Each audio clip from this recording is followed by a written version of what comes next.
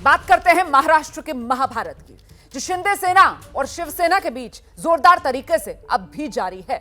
बगावत और फिर सरकार बनाने के बाद अब एकनाथ शिंदे ने उद्धव के खिलाफ दाऊद वाला दांव चला है। बीजेपी के समर्थन से सरकार चला रहे एकनाथ शिंदे ने उद्धव पर दाऊद इब्राहिम के नाम पर बड़ा हमला बोला है। और इसी पर चर्चा करने के लिए हमारे साथ तीन खास मेहमान मौजूद हैं। बीजेपी से राम कदम जी हमारे साथ मौजूद हैं, शिवसेना के प्रवक्ता आनंद दुबे हमारे साथ हैं, एनसीपी के प्रवक्ता प्रवीण कुंटे इस चर्चा में हमारे साथ शामिल हो रहे हैं। सबसे पहले तो मुझे लगता है हमें आनंद दुबे जी का रुख करना चाहिए और उनसे जानना चाहिए, सर फेल हो रही थी उद्धव सरकार दाऊद इब्राहिम के खिलाफ एक्शन लेने में? रुमाना जी, ये बहुत ही बेबुनियाद और गलत आरोप हैं। हमारी सरकार हमारे उद्धव ठाकरे जी को बदनाम करने के लिए एकनाथ शिंदे जी ने एक नया सगुफा छोड़ा है। देखिए, दाऊद इब्राहिम के संबंध हमेशा भाजपा के नेताओं के साथ रहे। 2017 में गिरीश महाजन इनके मंत्री नासिक में दाऊद इब्राहिम के रिश्तेदार की शादी में गए, जिसकी पुष्टि माधव भंडारी उनके प्रवक्ता ने की। रियाज भाटी दुनिया जानती है कि देवेंद्र फडणवीस जी से नजदीकियां रही, कई फोटोग्राफ्स गूगल पर मौजूद है। और देखिए, दाऊद इब्राहिम और शिवसेना का जो एक विरोधाभास है उसको दुनिया जानती है। 93 में जिस प्रकार दाऊद के गुर्गों को महाराष्ट्र में और मुंबई में शिवसेना प्रमुख बाला साहब ठाकरे ठीक है सर 93 में मत जाइए सर, 2022 में भी बात करें। ठीक है, वो वाली शिवसेना और थी, यही तो एकनाथ शिंदे कह रहे हैं। लेकिन आपने जो बीजेपी को यहाँ पर घेरा है ना, देखिए बीजेपी की तरफ से राम कदम जी हमारे साथ मौजूद हैं, उनका मैं रुख करती हूँ। राम कदम जी, तो एकनाथ शिंदे की क्या मजबूरी है कि वो ये कहें सामने आकर कि साहब महाविकास अघाड़ी सरकार, उद्धव सरकार फेल रही दाऊद के मामले पर? क्योंकि जैसा कि आनंद दुबे जी कह रहे हैं कि दाऊद के दोस्त तो बीजेपी वाले हैं, नाम गिना दिए सर उन्होंने। यहां पर दो बातें स्पष्ट कर दूं। शिवसेना के किसी भी अंदरूनी झगड़े में या किसी संघर्ष में हम टिप्पणी नहीं करना चाहते। दल करके उनके अंदरूनी झगड़े के मामले में हमारी कोई टिप्पणी नहीं। रहा सवाल दाऊद का, अब यहां पर जो शिवसेना के प्रवक्ता जो बात कर रहे हैं, ये या तो देश के लोगों को मूर्ख समझते हैं या तो लोगों के आंखों में धूल झोंकने का काम कर रहे हैं। किसके अगुवाई में दाऊद के गुर्गे के साथ व्यापार साझा करने वाले व्यक्ति को मंत्री बनाया गया? नवाब मलिक को मंत्री किसने बनाया? मंत्री बनाने का अधिकार किसका होता है? श्रीमान मुख्यमंत्री जी का। जब सारे डॉक्यूमेंट, सारे कागजात, पुख्ता कागजात हमने पुरजोर तरीके के साथ रखे, जिसमें पूरी तरह से रजिस्टर्ड डॉक्यूमेंट है, इस प्रकार से दाऊद का गुर्गा जो मुंबई के बम कांड में था, उसके बावजूद भी उस मंत्री का इस्तीफा क्यों नहीं लिया?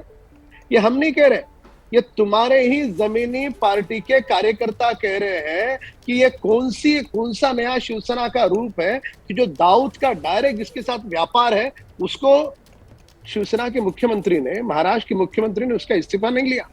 यहां तक नहीं रुके, सीमाएं कहां तक इन्होंने सीमाओं की हदें पार कर ली। देखिए कि जब वह मंत्री जेल के सलाखों के पीछे गया, उसके बावजूद भी उसका इस्तीफा नहीं है। क्या ये अप्रत्यक्ष प्रत्यक्ष रूप से दाऊद को समर्थन नहीं है? ठीक है, ये खुला देश को दिख रहा है। ठीक है, उसके बाद कौन सी तस्वीरों की बातें कर रहे हो आप? ठीक है सर, ठीक है, किसे मूर्ख समझ रहे हो आप? ठीक है सर, ठीक है। आनंद जी जवाब देना चाह रहे हैं, लेकिन आनंद जी मैं आपके पास आऊं उससे पहले तो मुझे लगता है प्रवीण कुंटे जी को आना चाहिए, क्योंकि प्रवीण कुंटे जी, राम कदम जी की बात से तो ऐसा लग रहा है कि ये महाविकास अघाड़ी सरकार और दाऊद के लिए नरम, इसकी वजह एनसीपी, बाकायदा नवाब मलिक का जिक्र कर रहे हैं वो, इसी वजह से तो वो सलाखों के पीछे हैं। राम कदम जी के याददाश्त को यहां मैं दुरुस्त करना चाहता हूं जी। स्वर्गीय गोपीनाथ मुंडे जी ने पूरे महाराष्ट्र में प्रचार रखा था कि हमारे नेता आदरणीय पवार साहब का दाऊद इब्राहिम से संबंध है, और स्वर्गीय गोरा खैरनार ने पूरे महाराष्ट्र में प्रचार किया था। उसके बाद में भारतीय जनता पार्टी और शिवसेना की सरकार महाराष्ट्र में बनी मनोहर जोशी के नेतृत्व में। उसके बाद में फिर से भारतीय जनता पार्टी की सरकार बनी देवेंद्र फडणवीस के नेतृत्व में। 10 साल भारतीय जनता पार्टी शिवसेना की सरकार रहने के बावजूद मैं राम कदम सिंह से पूछना चाहता हूं, आपने 10 साल तक दाऊद इब्राहिम के खिलाफ में कौन सी कार्रवाई करने का काम किया? और पिछले 7 साल से आदरणीय नरेंद्र मोदी जी की केंद्र में सरकार है, दाऊद इब्राहिम को पाकिस्तान से खींचकर लाने की बात करने वाले भाजपाई 7 साल में अब तक दाऊद इब्राहिम के बाल भी बाका क्यों नहीं कर पाए? राम कदम जी, देश की जनता को आपका जवाब देना चाहिए। ठीक है सर, उससे पहले वो नवाब मलिक वाला जो मामला है उस पर तो जवाब दे दीजिए, फिर मैं राम कदम जी के पास जा रही हूं। उस पर कुछ जवाब देना चाहते हैं या नहीं बोलना चाहते हैं? मैं बोलना चाहता हूं, सुनिए। हाँ जी हाँ। जब मनोहर जोशी जी के नेतृत्व में जब मनोहर जोशी जी राज्य के मुख्यमंत्री थे तब भी नवाब मलिक राजनीति में थे। जब देवेंद्र फडणवीस की सरकार थी तब भी नवाब मलिक राजनीति में थे। मैं क्या आप सो रहे थे? 10 साल आपने क्या किया? ठीक है सर, ठीक है, वही जवाब है। मतलब नवाब मलिक आप जो आपत्ति, आप जो सवाल उठा रहे हैं सर, वैलिड पॉइंट है सर। मैं जवाब ले रही हूँ राम कदम जी, सत्ता की सुविधा की राजनीति करना चाहते हैं तो दाऊद इब्राहिम को भूल जाते हैं। अब एक नाथ शिंदे आपके साथ आ गए, देश में बढ़ती बेरोजगारी, देश में बढ़ती महंगाई से ये देश की जनता दाऊद इब्राहिम के खिलाफ आप बताइए ना सर। प्रवीण कुंटे जी सवाल पूछ रहे हैं, आप बताइए, आपकी जब सरकार थी तो दाऊद के खिलाफ आपकी सरकार ने क्या फैसले लिए थे सर, ये बता दीजिए। चलिए जवाब 10 साल। हाँ, अब सुनिए तो प्रवीण जी, उन्हें बोलने तो दीजिए सर, सुन लीजिए। आइए राम कदम जी। देखिए जी, कैसा घोर कलयुग है। देखिए कि इतना झूठ का पुनिंदा घूमते इस तरह से झूठ।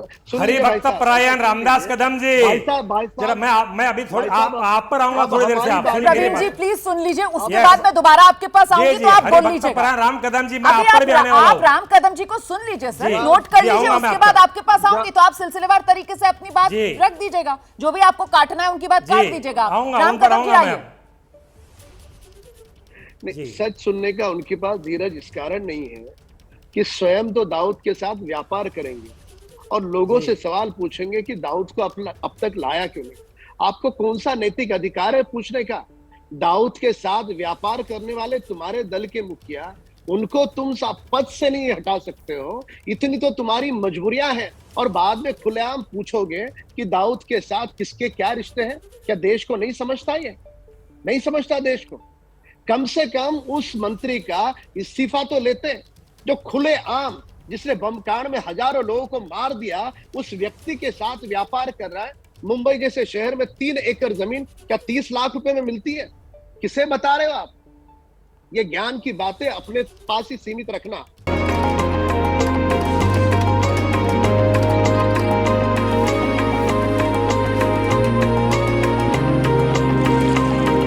वो बहुत दूर है।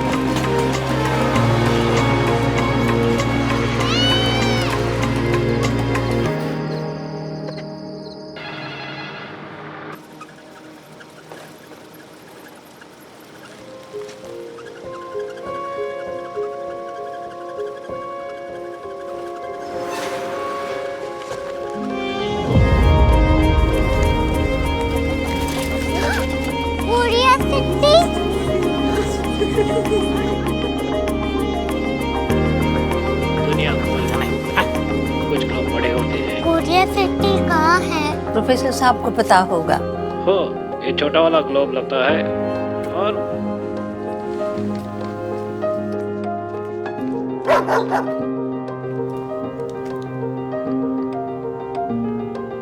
पता नहीं, मेरी बेटी से जाके मिल लो, शायद उसे मालूम हो।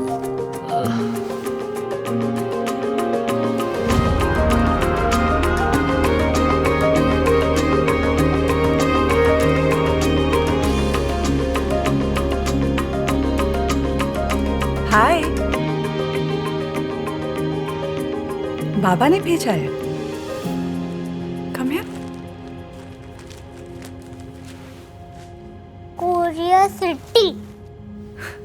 कोरिया सिटी नहीं, क्यूरियोसिटी। वो क्या? That's what brought you here? जो तुम्हें यहाँ तक ले आया। क्यूरियोसिटी।